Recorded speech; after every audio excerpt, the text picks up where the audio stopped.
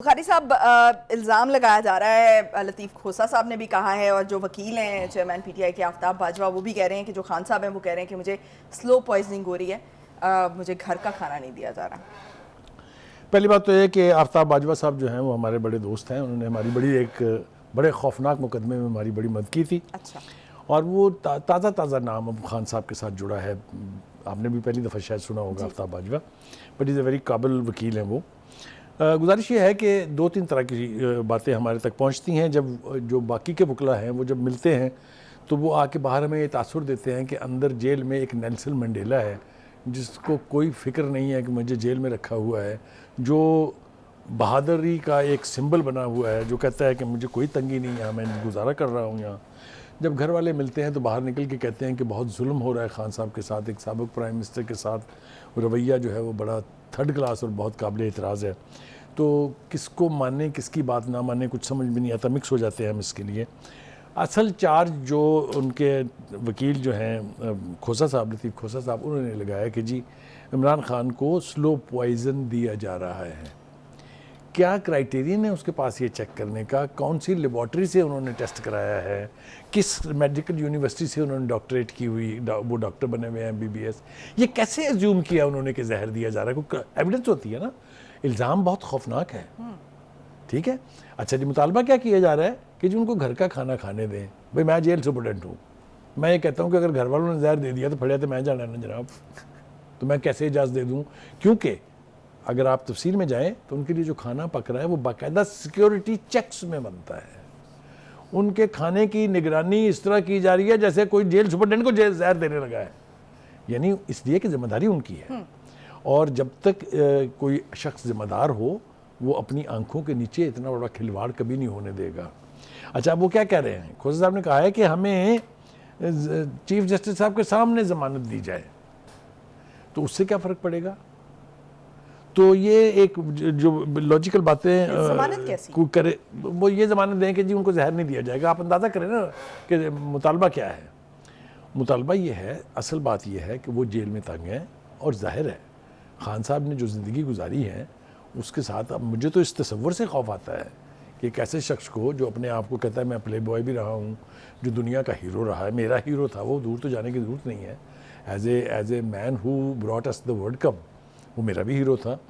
और 30 अक्टूबर 2011 तक तो यकीनन था, क्योंकि मैंने अपने एक प्रोग्राम में कहा था उसका जलसा सुन के कि मुझे ऐसे लगता है जैसे पाकिस्तान में इनकलाब की बुनियाद रख दी गई है। अच्छा। लेकिन वो उसके बाद जो कुछ उन्होंने किया वो मुझे अपने उस बयान पर आज तक शर्मिंदगी है। और खान साहब जवाबदेह हैं मुझे कि मेरा वो जो तासुर था वो क्यों ज़ायल होने दिया उन्होंने। एनीवे, हैविंग सेड दैट, उनकी सिक्योरिटी के लिए जो कुछ मुमकिन था, जो सहूलियात के लिए मुमकिन हो सकता था, वो उनकी ख्वाहिश के मुताबिक, वो उन जो मुतलका जज हैं उनके अहकामात के मुताबिक उनको मुहैया किया गया है। और जब हम उसकी तफसील सुनते हैं तो ऐसे लगता है जैसे कोई फॉरेन हेड ऑफ स्टेट मेहमान आया हुआ है, उसको ठहराया हुआ है। जेल की दीवार भी तोड़ी ठीक गई है, जेल की दीवार तोड़ी गई, उनको साइकिल मुहैया कर दिया गया, उनको 3 डॉक्टर्स हैं, 2 नर्सें हैं, उनके लिए एक मुशक्कती है, उनके लिए देसी मुर्ग खाते हैं, वो देसी बकरे का गोश्त खाते हैं। मतलब है, ठीक है ना। ये तो शूमी किस्मत है कि वो हालात का तकाजा कह लीजिए आपको, या हालात की मजबूरी कि वो जेल में है। लेकिन अब ये भी तो नहीं हो सकता कि बाकी के सियासतदानों के साथ जो सलूक हज़रत साहब ने खुद फरमाया था, ठीक हो गया। अगर मैं याद दहानी करा दूँ जाते जाते कि ट्रंप साहब से मिलने के बाद जो वाहद बयान उन्होंने दिया था वो ये था कि मैं जाके वापस नवाज शरीफ के कमरे से उसका AC उतरवा दूँगा। जिस लेवल प्लेइंग फील्ड की बात पहले पीपल्स पार्टी ने शुरू की और अब कई दूसरी तरफ से भी आवाज़ें उठ रही हैं। एक तो मैं ये नहीं समझता कि लेवल प्लेइंग फील्ड का अगर ये मकसद है कि 2018 की तरह से किसी एक पार्टी के सुपुर्द इक़्तिदार कर दिया जाए, चाहे RTS बिठाना पड़े, चाहे पोलिंग एजेंट भगाने पड़े, चाहे कुछ भी करना पड़े, तो इसको तो मैं लेवल प्लेइंग फील्ड नहीं समझता। दूसरी बात यह है कि इस गाब में अपने अपने एजेंडाज जो हैं वो उनकी तकमील के लिए कोशिशें नहीं की जानी चाहिए। यही पीपल्स पार्टी और मुस्लिम लीग नून कल तक यकजान 2 कालब थे। इक़्तिदार में इनका इत्तेहाद था, उससे पहले PDM में पीपल्स पार्टी शामिल थी इनिशियली, अगर आपको याद हो। इख्तलाफ जिन बातों पर हुआ था, आज वो कह रहे हैं कि नून लीग बहुत लाडली हो गई है। तो मैं पूछना चाहता हूँ एक सवाल कि जब आपने PDM से निकलने का फ़ैसला किया था वो किसके कहने पे किया था? जब आपने बलूचिस्तान की हुकूमत तोड़ी थी वो किसके कहने पे तोड़ी थी? जब आपने सेनेट के चेयरमैन का इलेक्शन करवाया था पीपल्स पार्टी के वोट पीछे से दिलवा के, वो किसके कहने पे किया था? अगर आपका मकसद ये कहना है कि इस वक्त मिलिट्री इस्टेब्लिशमेंट जो है नून लीग से करवा रही, तो यही काम आप भी माशाल्लाह कर चुके हैं। एनीवे, हम नहीं चाहते कि ये इस तरह की कोई कार्रवाई हो। ये लेवल प्लेइंग फील्ड की बात है, सबके साथ एक सा ट्रीटमेट होना चाहिए। एक तो ये आसिफ इकबाल साहब जो कह रहे हैं, जाना चाहिए कि नवाज शरीफ साहब जो हैं वो इस वक्त फेवरेट हैं। देखिए गुजारिश ये है, ये आसिफ इकबाल साहब का जो आपने सवाल किया था, ये उसमें मैं कवर करना चाहता था। वो ये कह रहे हैं कि जो कुछ आपने उस शख्स के साथ 2014 में किया था और 2018 में इलेक्शन में जिस तरह से उसको बाहर रखा गया है, अब उसके साथ इंसाफ भी होना चाहिए।